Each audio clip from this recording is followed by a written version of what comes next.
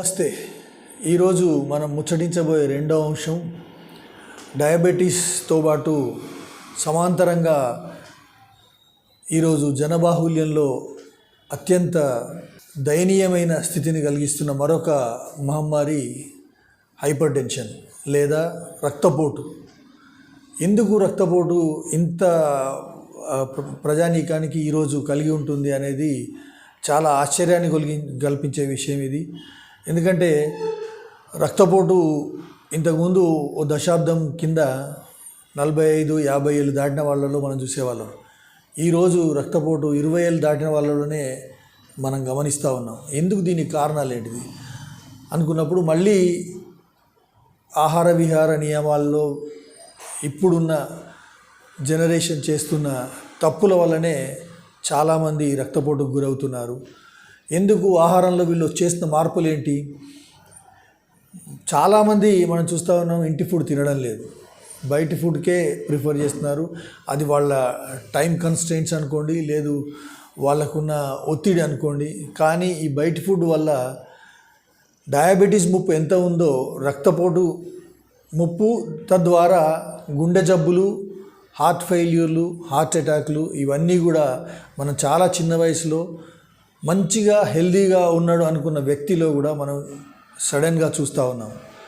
ఇది కూడా ఒక జబ్బు నుంచి మహమ్మారిగా మారే దిశగా పయనిస్తోంది. కాబట్టి హైపర్ టెన్షన్ను ఎవరికి వారు చెక్ చేసుకొని అదుపులో పెట్టుకోవాల్సిన అవసరం ఉంది. డయాబెటీస్ అయినా హైపర్ టెన్షన్ అయినా రెండు ఎంత మంచిగా అదుపులో పెట్టుకుంటే వారి జీవితకాలాన్ని అంతగా పొడిగించవచ్చు. కాబట్టి రక్తపోటును నియంత్రణలో ఉంచుకోవడానికి ఏం చేయాలనే ఆహారపు అలవాట్లకు సంబంధించి కొన్ని నియమాలు ఈరోజు మనం ముచ్చటిద్దాం. డాష్ డైట్ అంటే ఏమి? Dietary approach to stop hyper tension. Dash diet, దీనిలో ఎక్కువగా ఫ్రూట్స్, వెజిటబుల్స్, అట్లాగే మాంసకృతులకు సంబంధించి ఫిష్, ఈ వెజిటబుల్ ప్రోటీన్ ఉన్న బీన్స్ ఇట్లాంటివన్నీ కూడా ఎక్కువ తీసుకోవాలి. ఈ saturated oils, less in cholesterol ఉన్న వాటిని తీసుకోవాలి. సాచురేటెడ్ ఉన్న వాటిని అవాయిడ్ చేయాలి.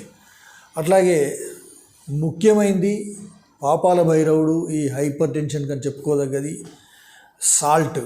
ఉప్పుని గణనీయంగా తగ్గించవలసిన అవసరం ఉంది. మనం రెగ్యులర్గా కూరల్లో వేసుకునే ఉప్పు మాత్రమే వాడాలి. ఎక్స్ట్రా మనం పెరుగు తిన్నప్పుడు, మజ్జిగ తాగినప్పుడు, లేదా కొందరికి ఎక్స్ట్రా పక్కన పెట్టుకొని తినే అలవాటు ఉంటుంది, లేదా ఈ ఊరగాయలు పికిల్స్ తినే అలవాటు ఉంటుంది. ఇవన్నీ అవాయిడ్ చేయాలి. మీరు రెగ్యులర్గా ఎంత 2.3 మిల్లీగ్రామ్స్ పర్ డే, అంటే మనం అంత తక్కువగా మెజర్ చేయలేము, దాదాపు రమారమి ఆ 2.3 మిల్లీగ్రామ్స్ ఉప్పు ప్రతి అడల్ట్ తీసుకుంటే కనుక అది సరిపోతుంది. అది అదుపులో ఉంచుతుంది. అట్లాగే పొటాషియం అనేది గుండెకు చాలా మంచిది. పొటాషియం రిచ్ ఫుడ్స్ తీసుకోవాలి. దీంట్లో ముఖ్యంగా బనానాసు, స్వీట్ పొటాటోస్ మనకు అందుబాటులో ఉన్నవి, చవకగా దొరికేవి, ఈ స్పైనాచ్, అవకాడోస్ ఇవన్నీ కూడా మీ డైట్లో తప్పకుండా ఇంక్లూడ్ చేసుకోవాలి.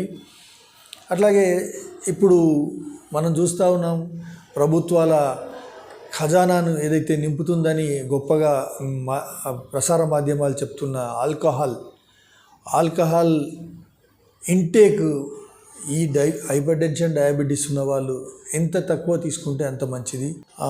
పూర్తిగా అవాయిడ్ చేస్తే ఇంకా మంచిది. అట్లాగే ట్రాన్స్ ఫ్యాట్స్, ఈ సాచురేటెడ్ ఫ్యాట్స్ ఇవి కూడా తగ్గించాలంటే ఏం చేయాలి? ఎక్కువగా నట్స్ తీసుకోవడం అలవాటు చేసుకోవాలి. తర్వాత ముఖ్యమైనది మీ బరువు.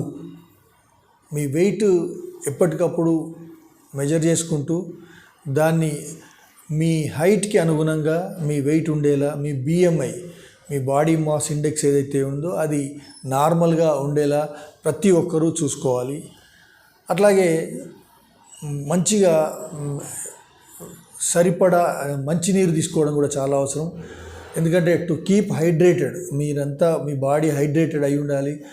గరుకుదనం రఫ్నెస్ తగ్గాలి బాడీలో చర్మంలో అంటే ఖచ్చితంగా మీకు ఇది హైడ్రేటెడ్ ఉండవలసిన అవసరం ఉంది. అట్లాగే ఈ షుగర్ సంబంధిత వస్తువులను కార్బోహైడ్రేట్లను కూడా వీలైనంత వరకు తగ్గించాలి. వీటి ద్వారా కూడా మనం హైపర్ టెన్షన్ని అదుపులో ఉంచుకోవచ్చు. ఎందుకంటే ఈ రెండు కూడా హైపర్ టెన్షన్ డయాబెటీస్ రెండు ఉన్నప్పుడు మీకు జీవన కాలం అనేది తగ్గే పరిస్థితి వస్తుంది. కాబట్టి దాన్ని తగ్గించుకోవాలి, పొడిగించుకోవాలి అంటే మీరు ఈ రెండింటినీ ఇందాక చెప్పిన ఆహార నియమాల్లో, విహార నియమాల్లో తూచా తప్పకుండా కనుక పాటిస్తే మీరు వీటిని రెండింటినీ అదుపులో ఉంచుకోగలుగుతారు. Thank you.